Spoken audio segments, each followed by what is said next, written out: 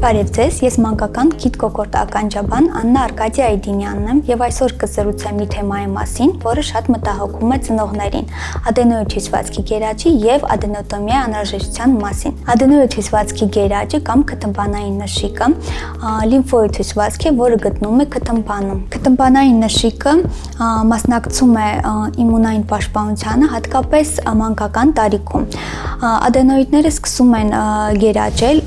2-3 տարեկան հասակից, իրենց առավելագույն չափսերին հասնում են 4-ից 7 տարեկանում եւ սկսում են հետաճել 12 տարեկանից հետո։ Երբ է ադենոիդ հյուսվածքը դառնում խնդրահարույց եւ անհրաժեշտ է լինում վիրահատություն։ Երբ երեխան ունենում է քթային դժվարաշնչություն, հաճախ բերանով է շնչում, գիշերային խռմփոցներ, գիշերային ապնոեններ, ունենում է հաճախակի կրկնվող միջին օծիտներ, լսողության իջեցում,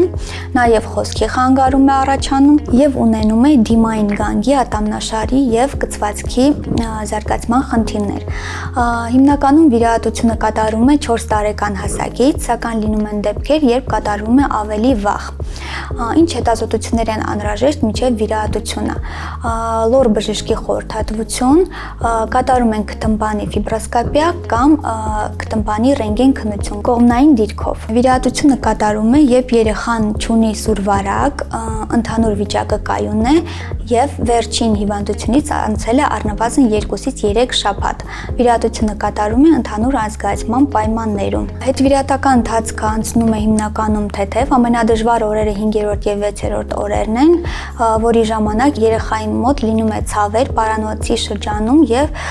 ցավերը կարող են ճառագայթել դեպի ականջներ։ Հետվիրահատական ընթացքը հիմնականում 10-ից 14 օր է, այդ ընթացքում երեխան կարող է սնվել փափուկ սննդով, չօգտագործել գազավորված ըմպելիքներ, ֆիզիկական ծանրաբեռնվածությունը հասցնել նվազագույնի։ Եվ 14 օր հետո արդեն երեխան կարող է անցնել իր բնականոն կյանքին։ Ժամանակին վիրահատություն չկատարելու դեպքում երեխայի մոտ կարող է առաջանալ դիմային գանգի, կցվածքի եւ ատամնաշարի